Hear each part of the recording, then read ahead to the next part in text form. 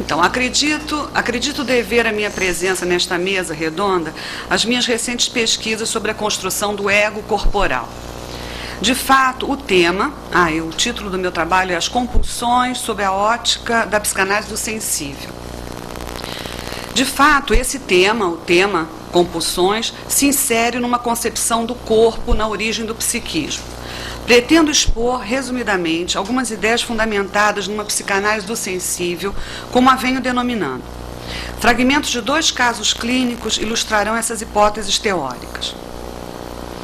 Para constituir um ego corporal, que, como diria Freud, é anterior a tudo, então isso é do texto de 1923, né? O ego é, antes de tudo, um ego corporal. Essa é uma frase sempre muito citada, quando vai se falar de corpo e psicanálise. Então, para constituir um ego corporal, é preciso ter vivido uma experiência inicial que garanta a continuidade do existir. Isto porque, nos tempos mais precoces, estamos diante de angústias corporais provocadas pelas sensações de liquefação, de explosão e de queda sem fim. Então, eu já chamo a atenção, né, de vocês para ressaltar essas 3 primeiras angústias, né, que nós localizamos como angústias impensáveis, que são de liquefação, derramamento ou dissolução, de explosão e de queda sem fim. Essas angústias impensáveis caracterizam o bebê humano e colocam, portanto, a necessidade de se sentir envelopado ou contido inicialmente pelo corpo da mãe. A dependência nesse momento é absoluta, como diria Winnicott, e vital para se estabelecer uma ilusão de continuidade física mãe-bebê. Vocês vão reparando porque essa colocação do físico é importante que a gente sinalize, porque é uma continuidade física mãe-bebê. Essa é a condição necessária para ele, bebê, enfrentar a gradativa separação corporal ou a saída dessa unidade dual. A angústia de esvair-se, o corpo humano é constituído por 70% de fluidos corporais, e por isso essa sensação tem uma origem. A angústia de esvair-se ou de explodir através da sensação dos gases intestinais pode ter um apaziguamento se houver um envelope de contenção fornecido pela capacidade da mãe de exercer uma continência. Aqui, as psicopatologias... Deixa eu só falar uma coisa aqui. As psicopatologias que pretendemos abordar hoje nessa mesa redonda, especificamente as compulsões, trazem-nos os sinais da falta de construção de um ego corporal, de uma pele psíquica, como diria Esther Bick, ou de um envoltório, como diria Anzier, que possa conter essas angústias desmedidas. Pierre Fédidat, psicanalista francês, autor de uma extensa obra, defende a noção do autismo como modelo paradigmático para a compreensão justamente dessas patologias fronteiriças ou narcísicas, como as consideramos na psicanálise. Sua teoria tem me servido de base, de apoio, para pensar ser a compulsão a saída para o sujeito diante da ausência de uma dependência inicial. Então, talvez nós pudéssemos dizer, pouca dependência, muita compulsão. Esse é o ponto central a ser apresentado aqui. Então, em torno dessa ideia, eu acho bastante pertinente essa noção de Pierre Fédidat sobre o autismo como modelo para as patologias contemporâneas, como um paradigma, é que eu vou trabalhar hoje um pouco justamente em cima dessa ideia, que eu acho que é extremamente interessante. Isso, justamente essas patologias fronteiriças ou narcísicas, como nós consideramos, mas ele vai criar essa ideia, vai trazer essa contribuição do autismo como modelo e vocês vão acompanhar um pouco, é uma breve exposição, mas qual é a relação disso exatamente com as compulsões. E eu vou apresentar brevemente, são fragmentos de 2 casos clínicos, um pouquinho mais à frente.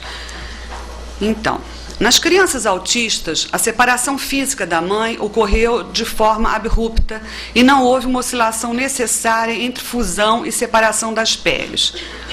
Quer dizer, em geral, se a gente quiser pensar, com um gesto, nós temos um movimento, em bebês normais, nós temos um movimento de fusão natural, mãe-bebê, e uma gradativa separação corporal, onde isso vai, com a oscilação, isso vai criando uma ilusão uma ilusão de continuidade física para que a quebra não seja um abismo, né? Não seja uma catástrofe. Então, o natural, o normal, o esperado é que essa oscilação se dê de uma forma gradativa, criando o que depois o Winnicott vai trabalhar também muito bem, que é a questão da ilusão, né? Essa continuidade, ou essa gradação, ela é fundamental, mas justamente nas crianças autistas isso não acontece. Quando eu falo que é uma separação de forma abrupta, não necessariamente uma separação geográfica, né? A gente vai acompanhar também. As sensações de esvaziamento ou de queda brutal foram vividas muito cedo na falta de um suporte, em geral devido ao estado deprimido da mãe, que sem vitalidade não podia conter nada para seu bebê. A falta de interpenetração do olhar, de tônus muscular dos braços ao segurar a criança, de voz melodiosa e não monocórdia, deixaram o bebê numa sensação de inconsistência. Quer dizer, reparem que também não é só falta de colo, é falta também o colo, o braço com um tônus muscular que suporte, né? Que transmita uma segurança e não uma sensação de queda, né? A Frances Tushin, que é uma autora especialista que foi, né, em autismo, ela dizia que a experiência mais próxima disso, quem pode nos informar são os alpinistas, quando porventura aquela corda despenca, não totalmente, né, porque tem o gancho, mas só por algum momento, se há algum acidente e mesmo presos no gancho, a corda que prende o corpo despenca, ela foi ouvir, né, esse depoimento dos alpinistas, e a sensação é muito próxima a essa que os autistas vivem nessa queda absoluta, né, uma queda em abismo.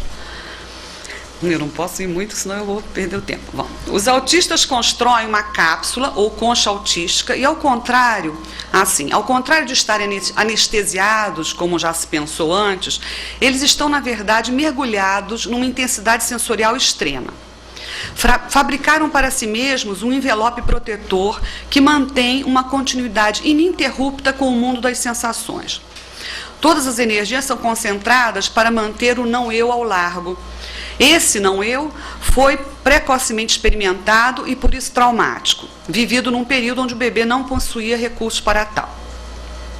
Então, essa cápsula autista, né, ela é um mergulho intenso em sensações. É como se ele criasse para ele uma ilusão de que não há separação no mundo, né, apesar da aparência ser de isolamento. Mas a vivência da criança é de estar mergulhada como um polvo dentro do mundo de sensações. Só que isso cria um problema, né? Porque se todos nós nascemos num berço de sensações, como diz a Frances Tushin, nós evoluímos e as sensações elas vão ganhando ideias, conceitos no nosso contato com o mundo. Eles não. Eles mergulham e, como ela diz, eles ficam aprisionados, né, nessa intensa sensorialidade.